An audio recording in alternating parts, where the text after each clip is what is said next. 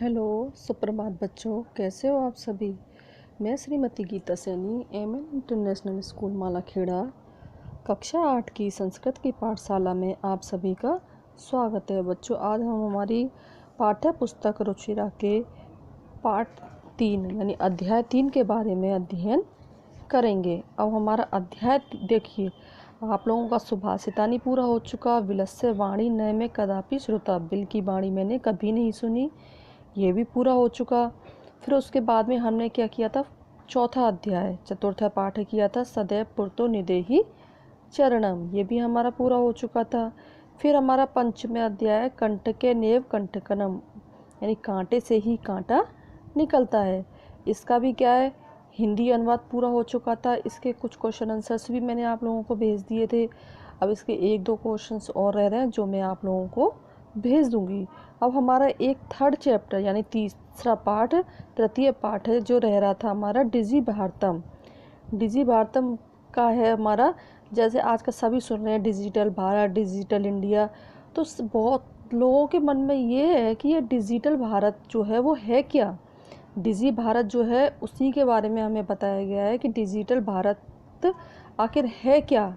जो हम सपना देख रहे हैं कि हमारा जो भारत है वो डिजिटल हो जाएगा, तो उसमें हमारा क्या क्या बदलाव आएगा, तो हमें उस बदलाव के बारे में इसमें बताया गया है। तो चलिए आज हम हमारे इस वीडियो में देखते हैं कि डिजिटल भारत है क्या, इसमें क्या क्या बदलाव आया, किस कारण से इसका नाम डिजिटल भारत पड़ा है।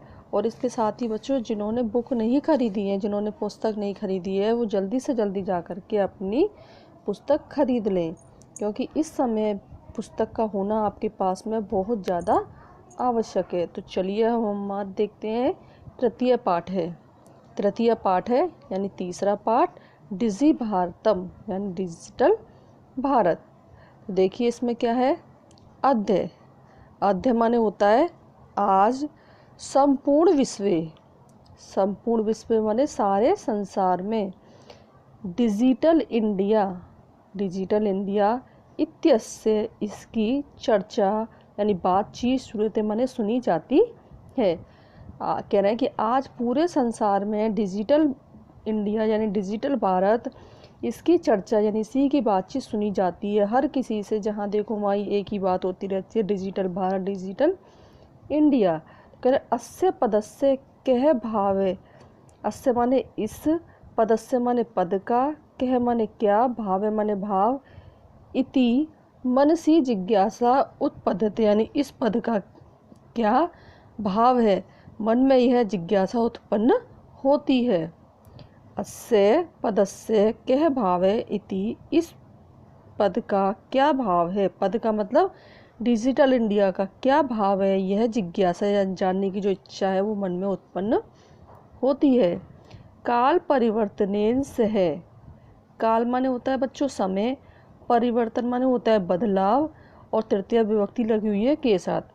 समय के परिवर्तन के साथ या समय के बदलाव के, सह माने साथ, मानवस्य आवश्यकता अपि परिवर्तते, मानवस्य षष्ठी विभक्ति लगी हुई है मानव में, मानव की जो आवश्यकता है, ज़रूरतें हैं, वह भी, अपि माने होता है भी, परिवर्तित यानी परिवर्तित होती हैं, बदलती हैं। यानी समय के परिवर्तन के साथ ही मनुष्य की जो आवश्यकताएं भी कैसी होती हैं, परिवर्तित होती हैं, यानी बदलती रहती हैं।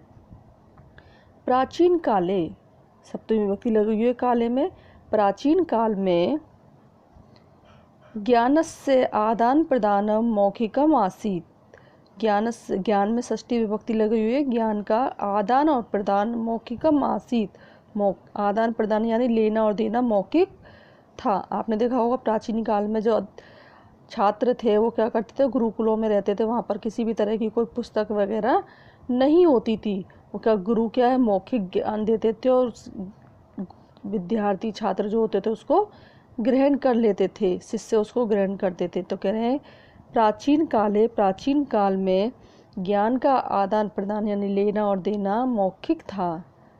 विद्या च श्रुति परंपराया गृह्यते इसमें, और विद्या, छः माने और, विद्या माने विद्या, श्रुति माने होता है सुनने की परंपरा के द्वारा, गृह्यते इसमें ग्रहण की जाती थी। यानी वो जो विद्या थी वो क्या केवल सुनने की परंपरा से ग्रहण की जाती थी। आज के समय में नहीं है, आजकल आपको क्या लिखा हुआ पुस्तक मिल जाती है, आप उसमें से पढ़ लेते हो, जब मन करता है तब पढ़ लेते हो। उस समय क्या था, वो गुरु जो मौखिक बोलते थे वही वो सुनते थे और उसको ग्रहण करते थे। तो कह रहे हैं और विद्या श्रुति परंपरा, सुनने की परंपरा पर ग्रहण करते थे, सुनने की परंपरा के द्वारा ग्रहण करते थे। अनंतरम, उसके पश्चात क्या, तालपत्रोपरि यानी ताल के पत्ते के ऊपर, भोजपत्रोपरि और भोजपत्रों के ऊपर। वो कह रहे हैं पहले क्या था, श्रुति सुनने की परंपरा से ग्रहण करते थे, उसके बाद क्या हुआ, ताल के पत्तों के ऊपर और भोजपत्रों के ऊपर लेखन कार्य आरब्ध, लिखने का कार्य प्रारंभ हुआ। यानी पहले सुनने के बाद था, फिर ताल के पत्तों के ऊपर, भोज के पत्तों के ऊपर लिखने का कार्य प्रारंभ हुआ। परिवर्तनीय काले, समय के परिवर्तन के साथ में कर्दस्य लेखन्यास चे आविष्कारेण, यानी कागज के, कर्दस्य माने होता है कागज के, चे माने और, लेखन्या माने लेखनी के, आविष्कार से सर्वेशाम मनोगताम भावान, यानी सभी लोगों के मन के भावों को, सर्वेशाम में सभी के, मनोगता माने मन के, भावना माने भावों को कागज के ऊपर लिखना प्रारंभ किया। यानी जब समय के परिवर्तन के साथ में जब कागज और लेखनी का आविष्कार हुआ, उसके साथ में सभी के मन के भावों को क्या करते थे, कागज के ऊपर लिखना प्रारंभ किया। टंकण यंत्र से आविष्कारेण तू, यानी टंकण यंत्र के आविष्कार से, तो टंकण कहते हैं बच्चों टाइप को, टाइप हमारे इंग्लिश का शब्द है, टंकण उसको हिंदी में कहते हैं। तो टंकण यंत्र के आविष्कार से तो लिखित सामग्री टंकिता सती बहुकाला सुरक्षिता अतिष्ठत, क्या है, टंकण के आविष्कार से तो लिखी हुई सामग्री मुद्रित करके यानी छाप करके बहु समय के लिए सुरक्षित रहती थी। यानी टाइप के द्वारा उसको क्या करते थे, टाइप कर लेते थे, लिख लेते थे, तो उसको बहुत समय तक वो सुरक्षित रहती थी। वैज्ञानिक प्रविधे प्रगति यात्रा पुनरपि अग्रे गता, जो वैज्ञानिक विधि की जो प्रगति यात्रा थी वो फिर भी आगे बढ़ती गई। वैज्ञानिक प्रविधि की जो प्रगति यात्रा है वो फिर भी आगे बढ़ती गई। अद्य माने आज, सर्वाणी कार्याणि सभी कार्य, संगणक नाम के नियंत्रण, संगणक नाम के यंत्र से, संगणक कहते हैं बच्चों कंप्यूटर को, कंप्यूटर इंग्लिश का शब्द है, संगणक उसको हिंदी में बोलते हैं। संगणक नाम के यंत्र से साधितानि भवन्ति, यानी संपादित होते हैं या पूरे होते हैं। आजकल आपने देखा होगा हर काम किससे होता है, कंप्यूटर से होता है। तो कह रहे हैं आज सभी कार्य संगणक नाम के यंत्र के द्वारा ही संपादित होते हैं। समाचार पत्राणि, समाचार पत्राणि मतलब अखबार, च माने और, पुस्तकानि माने पुस्तकें, कंप्यूटर माध्यमेन पठ्यन्ते लिख्यन्ते च, कह रहे हैं समाचार पत्र और पुस्तकें कंप्यूटर के माध्यम से यानी संगणक के माध्यम से पठ्यन्ते पढ़ते हैं, च माने और, लिख्यन्ते माने लिखते हैं।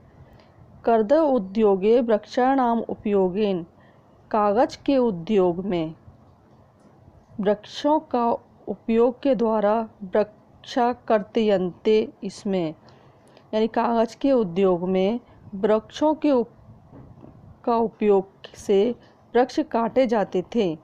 यानी जो कागज बनता था वो किससे बनता था, वृक्षों से बनता था, पेड़ों से बनता था। तो उसके उद्योग में वृक्षाणाम यानी वृक्षों का उपयोगेन प्रयोग से, वृक्षाकर्तयन्ते इसमें पेड़ों को काटा जाता था।